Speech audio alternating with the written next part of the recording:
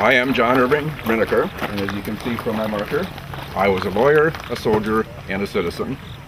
And as you can probably tell from the size of my marker, I was quite a prominent citizen, if I do say so myself.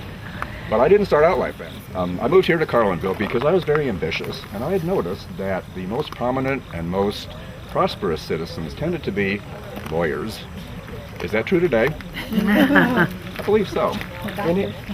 And doctors. In any case, I was very fortunate to have been apprenticed to a fine young lawyer here in Carlinville by the name of John M. Palmer. Mr. Palmer eventually became a general, became a United States Senator, was actually the governor of the whole state of Illinois from right here in Carlinville, and actually ran for the presidency of the United States at one time. But there were other prominent lawyers that came through Carlinville that I was very privileged to have met. I want to tell you about two of them.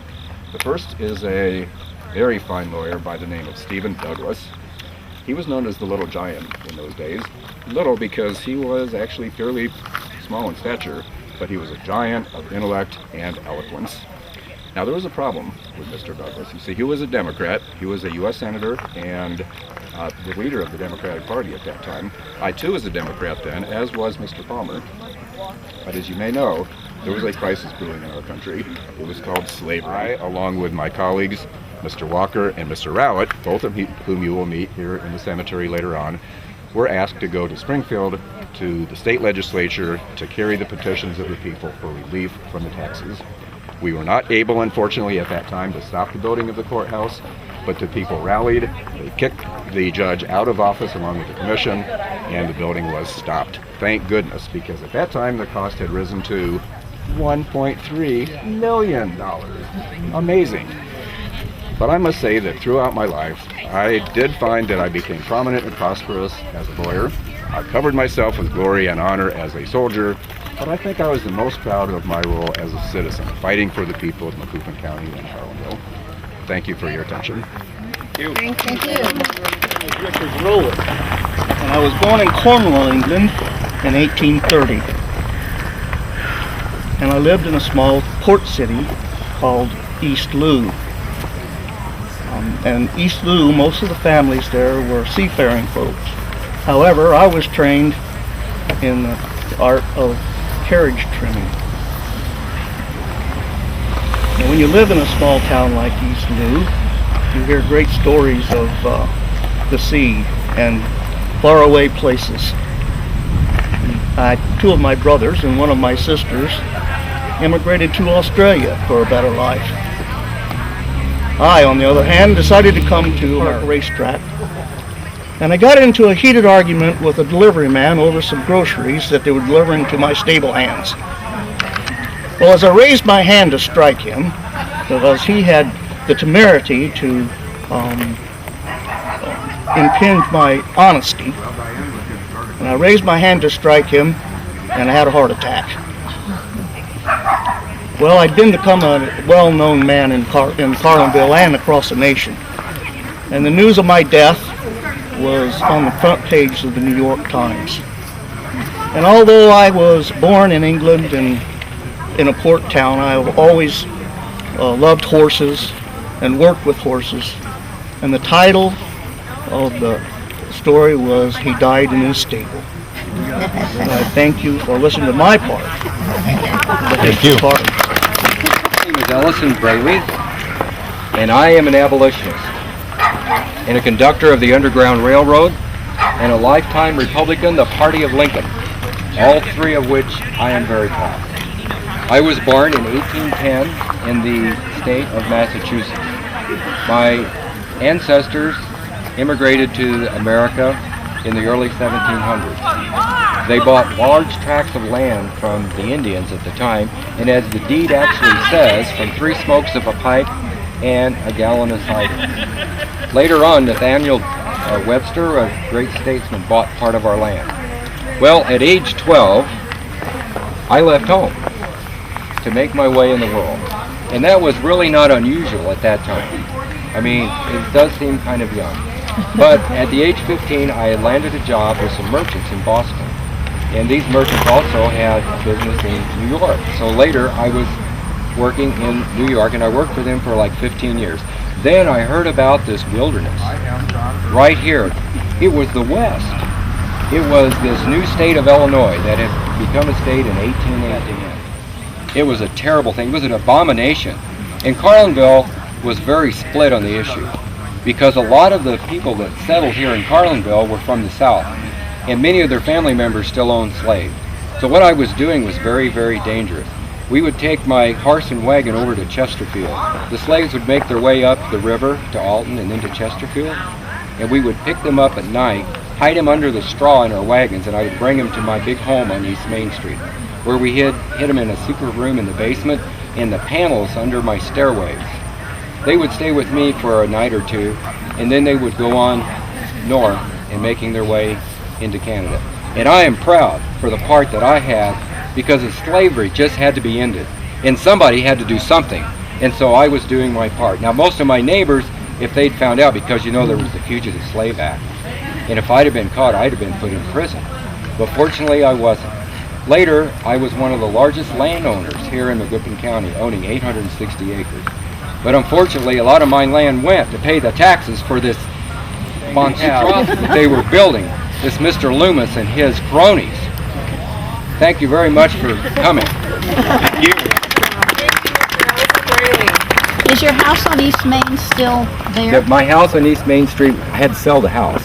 My brother actually lived in it, and then it became known as the Reniker House. And I'm sorry, but it burned down in 1911. Now, I don't know anything about that because obviously I passed away. But that's what someone here has told me. And thanks for, I don't get very many visitors. I'm really glad you came. I had gold fever like all the young men.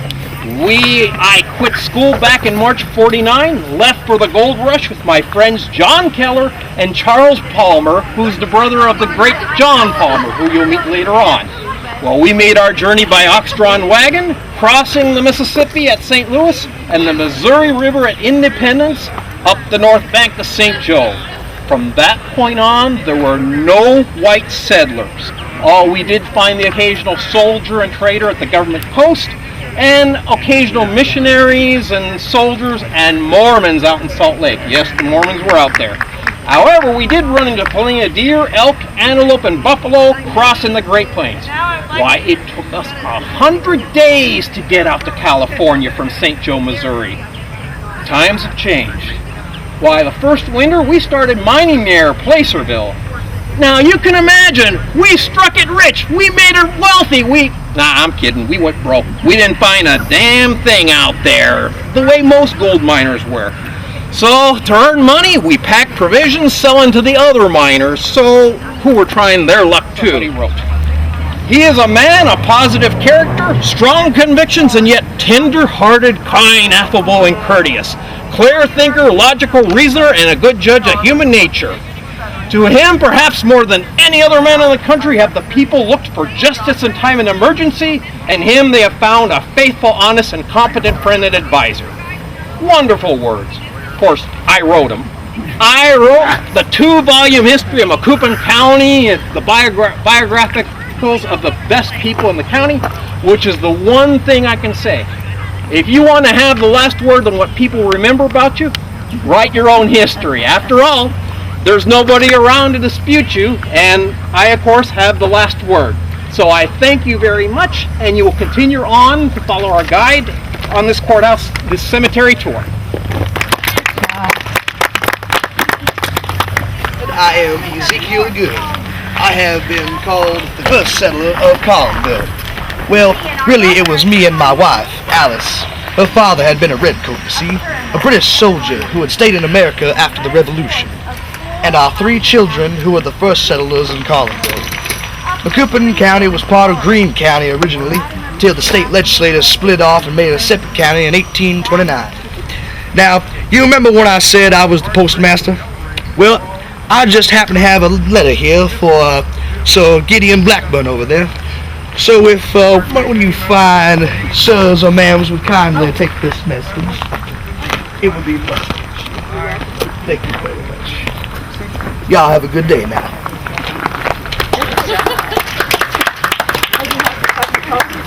Hello everyone. I'd like to introduce myself. My name is Lucy Swearingen Stevenson. I was born in 1877 in the great state of Virginia, but not the genteel Virginia you think of with Richmond or Williamsburg. I was born in the Virginia frontier, where life was hard. My father was Van Swearingen. He was a very well-known Indian fighter and trader, and our home on the Ohio River was fortified with a log fortress just in case of Indian attacks. Now, our life was wonderful, and it passed quickly on the frontier working hard, and before you know it, I was married at the ripe old age of 10 and a half. Let me explain.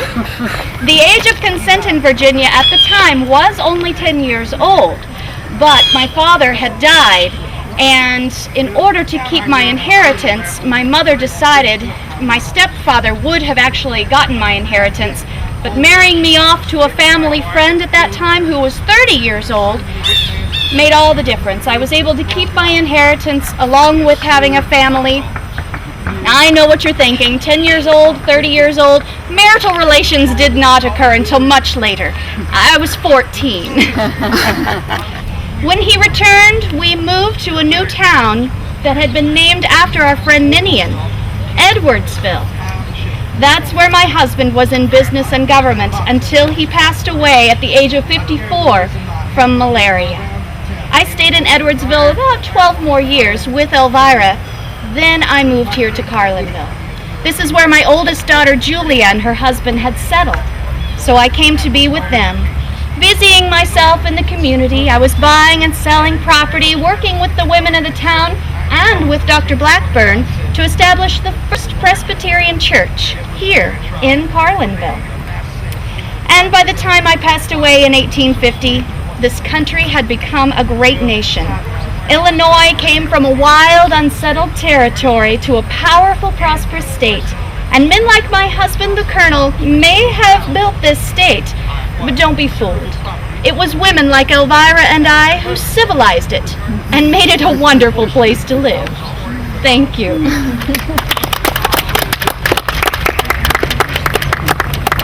In 1837, a deed of trust was drawn up for the Blackburn Theological Seminary, but I never saw it open.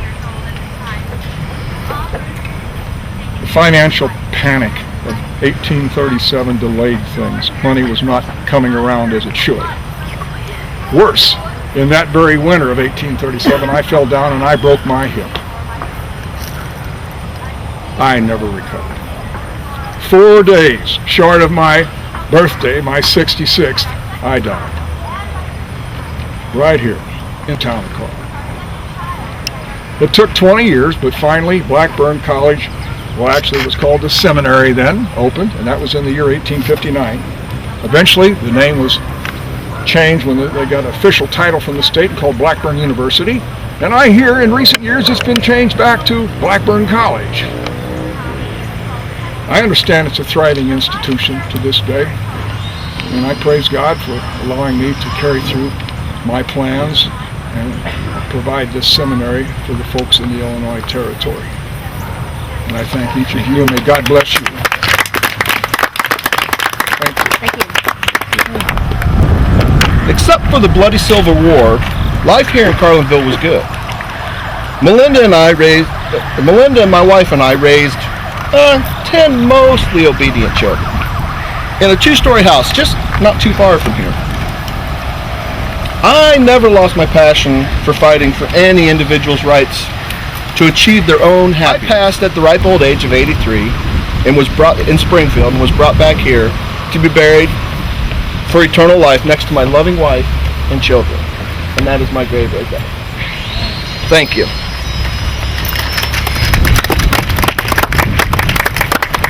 Scared of a mere woman in her nightdress. Not long after the war ended, I married Dr. John Pitt Matthews. He made a good living for us and was the busiest, most respected men in town. Doctors in town. We had 2 wonderful children, Lucy and Fred. After they were grown up and out on their own, I took up a pen and began writing about my favorite memories of Mr. Lincoln. I am Thaddeus Loomis. I'm sure as the day began, and you started over there, You have heard my name mentioned. Raise your hand if that is the case. I'm sure not in the best of circumstances also.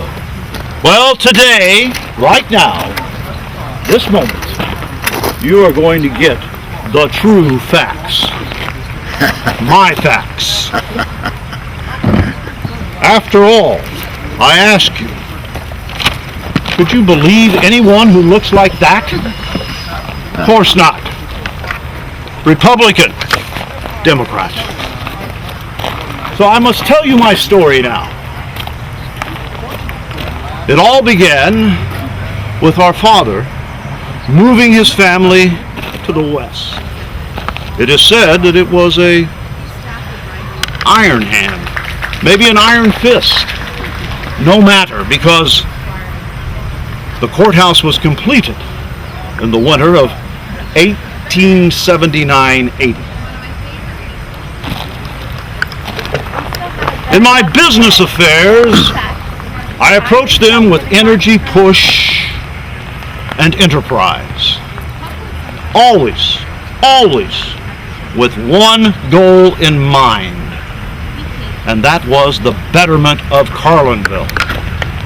Also at this time, during the building of the courthouse, I was able to erect and build a splendid hotel, the Loomis House. It's here today on your public square. At the time, it was the largest hotel in this part of the state. I was 21. Albert was a few years older. We got married, but we had a short honeymoon. Albert went off to school that October for a 3-year course in medicine in Chicago. I remained behind teaching school for another year in the Carlinville schools. Albert, well, he had his goals, and we supported each other in those goals. I was thrilled when Albert had graduated and returned, because then I could start settling down and making a house for both of us. But as I was sitting down, sewing on the doctor's buttons, doing all of the domestic work around the house, I began listening and hearing the conversations of some of his patients. And I began hearing these women, these sick, half-hysterical women, and their stories, and I began wondering, could not a woman's insight and intuition better reach and help her sisters? It was then that my own ideas began to turn towards medicine. I studied with Albert at his practice in Chesterfield, and then when I was 25 years old, I entered the Chicago Women's Medical School. In 1874, I graduated, the valedictorian of my class. Again, that superior March intellect coming in. Yes. And I was the first woman doctor in Macoupin County.